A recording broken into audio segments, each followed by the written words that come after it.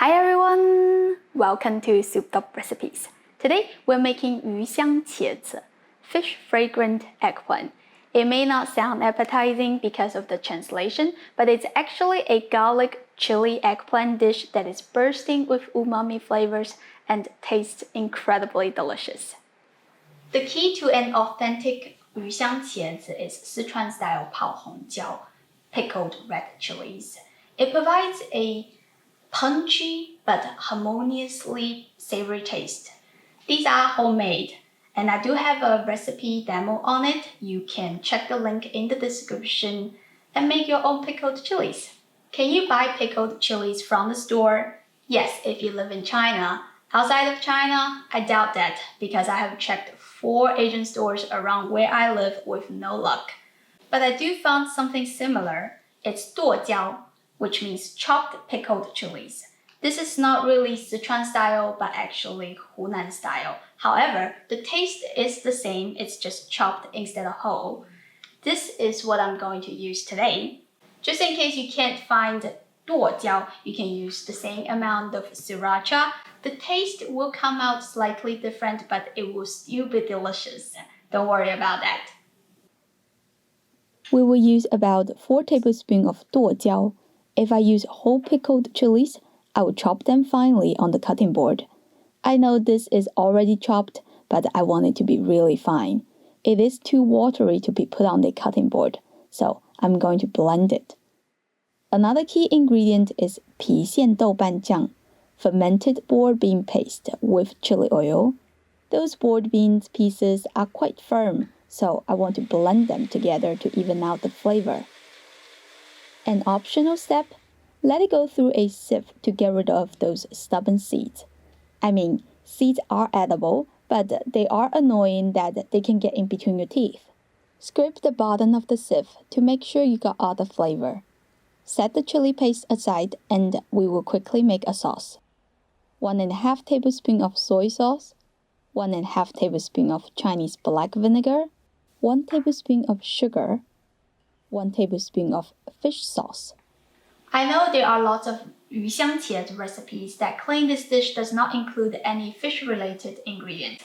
So why am I adding fish sauce? Well, I did a lot of research on this dish and I find out that traditionally, the Sichuan-style pickled chilies were made by fermenting red peppers with fish together to enhance the flavor. The fish is just for flavor, you don't eat it. Nowadays, I don't think any food manufacturers will make pickles this way. Adding a little touch of fish sauce will help to brighten up the taste. If you're a vegetarian, you can skip the fish sauce and use 2½ tablespoons of soy sauce instead of 1½ tablespoon. The reason I mentioned that is because I will talk about how you can adapt this recipe into vegan later. Stir the sauce and set it aside. We'll talk about the eggplant. I recommend using these long, skinny eggplants because they are very tender. You can find them in most Asian markets.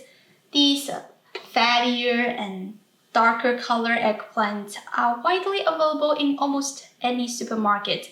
But I do want to mention that the purple-black color on these eggplants is quite tough. You might want to peel it for a better texture.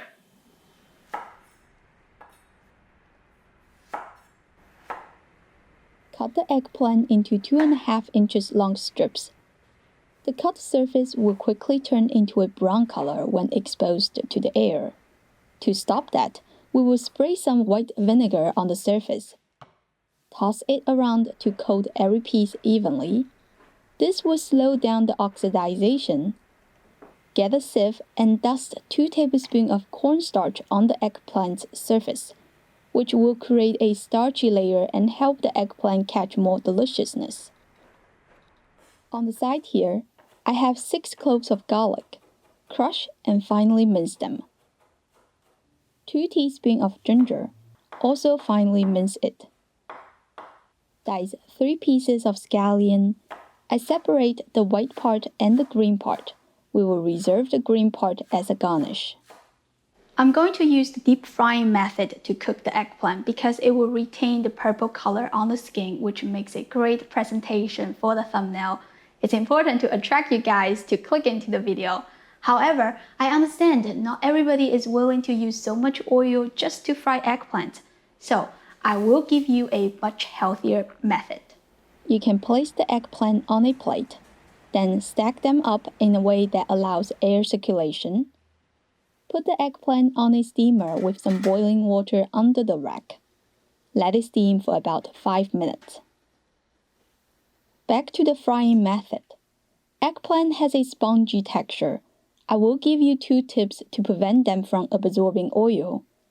First, the temperature is essential.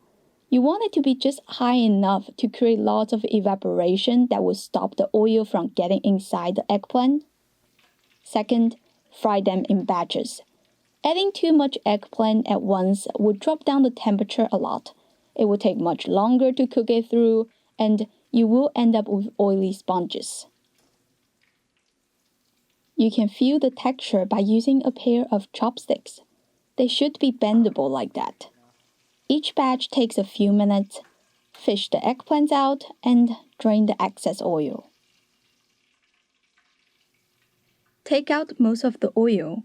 You can reuse it a few more times for deep frying. I left 3 to 4 tablespoons of oil in the wok. You can use less if you want. Heat it until it starts smoking. We will use that to cook the ground pork. Try to break it up into small pieces. We don't want any meat patties. We want it to be nice and loose so those little pork bits can attach onto the eggplant later. By the way, firm tofu is an excellent replacement for ground pork because you can crumble it into something that is quite sturdy and the texture is similar to ground meat. If you cook it in this recipe, it does a great job of balancing the flavor. I'm a meat eater, but this is just something that you can think of if you're a vegetarian. Once the pork has changed color, you can turn the heat to low, then push everything to the side. There should be some oil pulling out from the pork.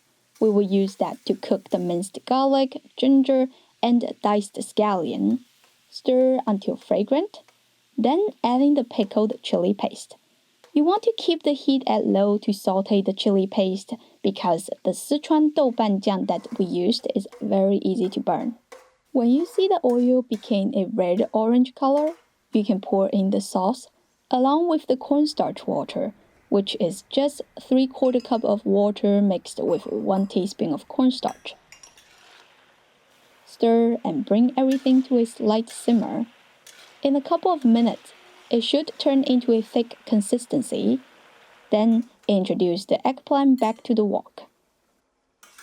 Stir on low heat for a couple of minutes to combine everything. Give it a final taste to see if you need to adjust the flavor, and you are done! Sprinkle the reserved scallion, and we are ready to enjoy this mouth-watering dish. The sauce is so savory and well-balanced. It tastes slightly sweet, sour, and spicy. We call it a rice killer recipe because it makes the rice super tasty and you end up eating more rice than usual. I hope you give this a try soon. If you did, leave me a comment and let me know how it goes. As always, you can click the link in the description and find the printable recipe. Thank you for watching and I will see you next time. Bye!